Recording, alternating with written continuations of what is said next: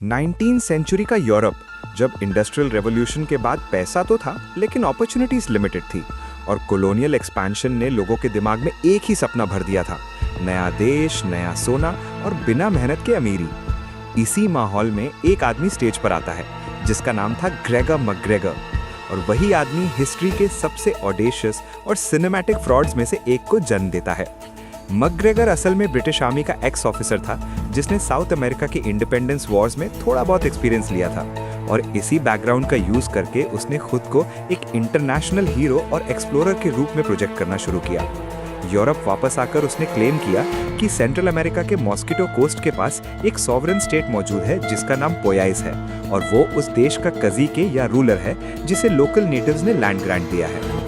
McGregor ने पोयाइस को एक ड्रीम लैंड की तरह पिच किया, जहां क्लाइमेट इंग्लैंड से बेटर है, जमीन इतनी फर्टाइल है कि साल में 3 फसल होती है, नदियों में गोल्ड फ्लेक्स मिलते हैं, और कैपिटल सिटी में parliament, opera house, bank, sports और वाइड रोड्स ऑलरेडी बन चुकी हैं।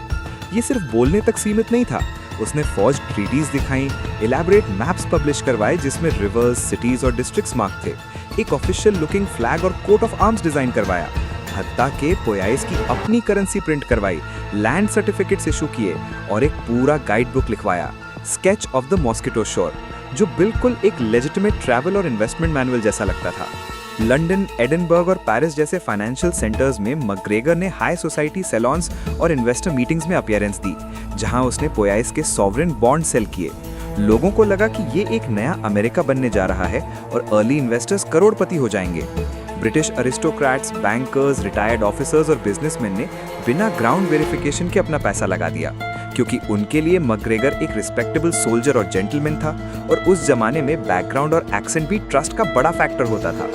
सिर्फ इन्वेस्टर्स ही नहीं, बल्कि hundreds of ordinary settlers, doctors, teachers, carpenters, engineers, farmers, widows और उनके बच्चे अपनी पूरी जिंदगी की सेविंग्स लगाकर अपना घर बार बेचकर पोयाइस जाने के लिए रेडी हो गए।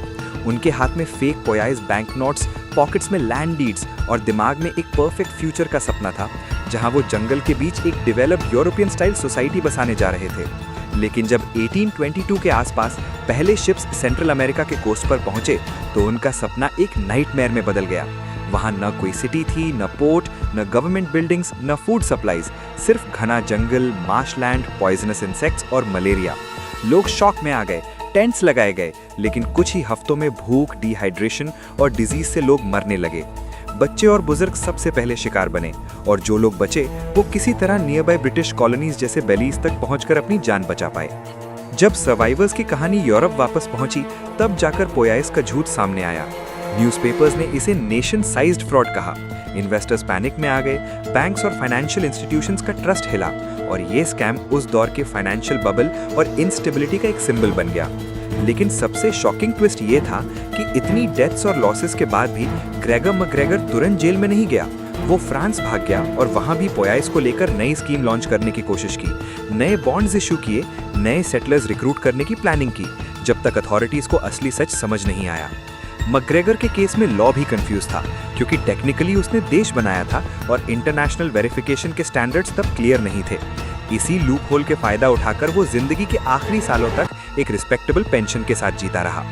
पोयाइस की कहानी सिर्फ एक कॉन मैन की कहानी नहीं है, ये कॉलोनियल ग्रीड, कन्फर्मेशन बायस और ह्यूमन साइकोलॉजी का मिरर है, जहां लोग सिर्फ वही देखना चाहते थे जो उनके सपने को सपोर्ट करता हो, और किसी ने भी सिंपल सवाल नहीं पूछा कि अगर पोयाइस इतना ही परफेक्ट है तो उसके बारे में और कोई क्यों नहीं जानता। इसीलिए ग्रेगर मैकग्रेगर का फ्रॉड आज भी हिस्ट्री के सबसे बड़े डिसेप्शंस में गिना जाता है, क्योंकि उसने सिर्फ पैसा नहीं चुराया, उसने एक पूरी नेशन का इल्यूजन क्रिएट किया। और ये हमें याद दिलाता है कि जब कहानी हद से ज्यादा परफेक्ट लगे, रिटर्न्स अनरियलिस्टिक हों और प्रूफ सिर्फ पेपर पर हो, तो शायद हम इन्वेस्टमेंट नहीं कर रहे होते हैं, बल्कि एक आदमी के झूठ पर भरोसा कर रहे होते हैं।